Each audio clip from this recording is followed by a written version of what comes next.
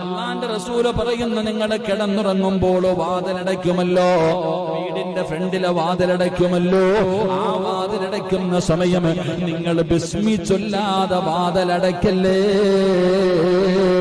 ബിസ്മില്ലാഹിർ റഹ്മാനിർ റഹീം, ബിസ്മി പറഞ്ഞിട്ടേ വാതിലടയ്ക്കാവൂ എന്ന് ആദരവായ പ്രവാചകൻ നബി മുഹമ്മദ് മുസ്തഫ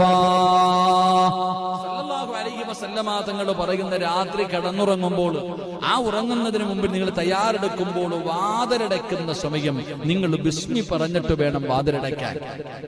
എത്ര പേരാ ബിസ്മി പറയണം? സുബ്ഹാനല്ലാഹ്. എത്ര പേരാണ് ബിസ്മി പറഞ്ഞിട്ട് വാതിലടയ്ക്കുന്നത്? ഈ പറയുന്ന രീതിയിൽ ഒന്ന് ചെയ്തു നോക്ക് പെണ്ണുങ്ങളൊക്കെ. എന്റെ പ്രിയപ്പെട്ട സഹോദരിമാരൊക്കെ പേടിയും പ്രയാസമൊക്കെ മാറും.